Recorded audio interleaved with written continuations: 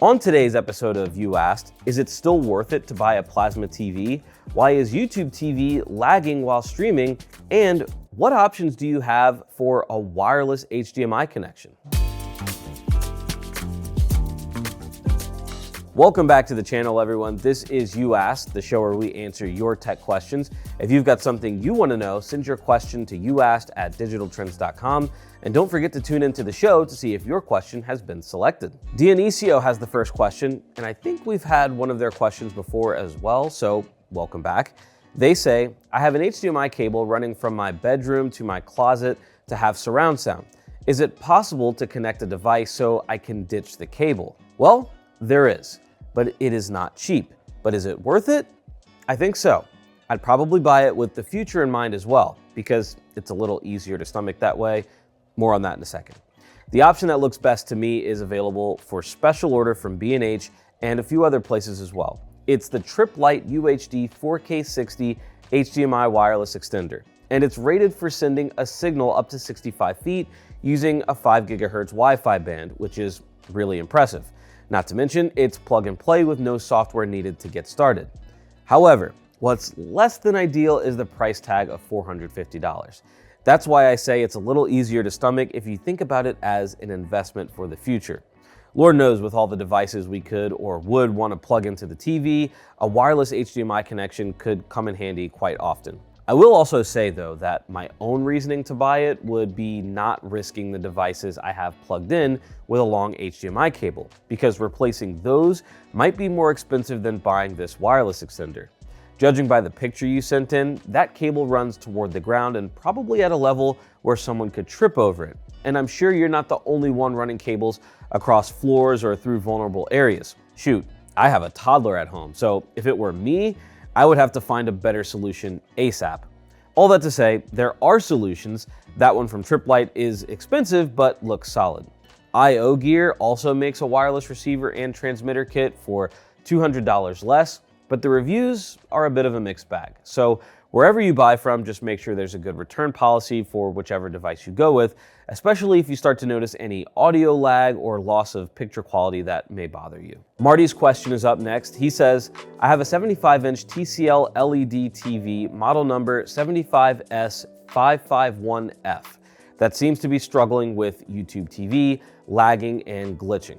I've run various troubleshooting to no avail. Other apps don't seem to struggle as much. My internet is supposed to be up to 1000 megabits per second. However, I question that. Other TVs in the house don't seem to struggle with this particular app as much. Is the issue the TV, the internet, or the app itself? I was thinking about an upgrade, but don't want to spend the cash if the issue is not the TV. Have you seen lower-end TCL TVs struggle with YouTube TV in particular? Or am I misguided? What brands in general have the best processors for streaming apps if there's such a thing? Thanks for the question, Marty, because I think this is one that can help a few people. There are a few different things to get to here, but given the information you shared, I'm pretty comfortable saying it's not the internet. I have a similar speed at home, and when I run a speed test wirelessly, while it comes in under the rated speed, which probably does require a wired connection, it's still plenty fast enough for all of our streaming needs, including YouTube TV on my Samsung TV, while using multiple phones, laptops, and network-attached storage to back up files. And in your case, if you're not having the issue with other TVs in the house, that's pretty telling. But to get down to whether it's the TV or the app, I think it's worth doing a bit of a test. First, run YouTube TV on all the TVs you have available and see if it does indeed perform better on everything but your struggling TCL TV. You can also get all the information from the streaming speed and resolution and a whole lot more by checking the Stats for Nerds section within the YouTube TV app. While streaming, press down on your remote and navigate over to the 3 dots on the far left. Then navigate over to Stats for Nerds and toggle it on. That's where you can see things like dropped frames, video resolution versus optimal resolution, the connection speed, and how well the stream is buffering. I'd make note of these numbers for all the TVs that you test this on, and if the stats you see from the TCL represent slower speeds or more dropped frames, there's your answer. It's the TV. Now, if you want to test to see if it's the YouTube TV app in particular that's giving you an issue on the TV, I would say test it against the YouTube app, because that same Stats for Nerds section is available there as well. I'd find a video that matches close enough the resolution and quality that you're streaming on YouTube TV on YouTube, and then again, look at that Stats for Nerds section, see how well it's buffering, see the speeds, and then you can kind of determine whether or not, for whatever reason, the YouTube TV app is giving you an issue. Back to the TV though, it looks like the model you have supports Wi-Fi 5, which should be fast enough to handle just about everything the standard YouTube TV plan would throw your way. Maybe if you're streaming in 4K within YouTube TV and have multiple other devices doing the same, you might see an issue. But if you're having trouble just doing basic streaming, I'm gonna say it's the TV. But I've never seen that issue pop up on any of the TCL TVs we've tested here. In fact, in our review of the TCL QM6K, one of their most budget-friendly but still highly capable mini LED TVs, we streamed the Super Bowl just fine in a format and resolution that I think was more taxing than your average 720p or full HD 1080p stream. So look, I hate to tell you to spend money, I really do. I wish our dollars went a lot further than they do right now, especially with electronics, but given the sales going on this month, that QM6K might be a good option for you to save and still get a great TV. You'll find a better processor and better image than what you currently have on that struggling TCL you have at home, and your YouTube TV worries should be a thing of the past. The Devil Panther, kind of spooky, says, I'm considering buying a plasma screen TV. Is it worth it, or should I buy a more modern one? I need a new bedroom TV. So let me start by saying this, I'm far from an expert when it comes to plasma TVs. I don't have a ton of experience with them, but from what I hear from those that did enjoy the plasma TV era, they have a cult following for a reason. However, the fondness that they may hold in your memory is likely far from reality when it comes to how they stack up against modern TVs, especially OLED.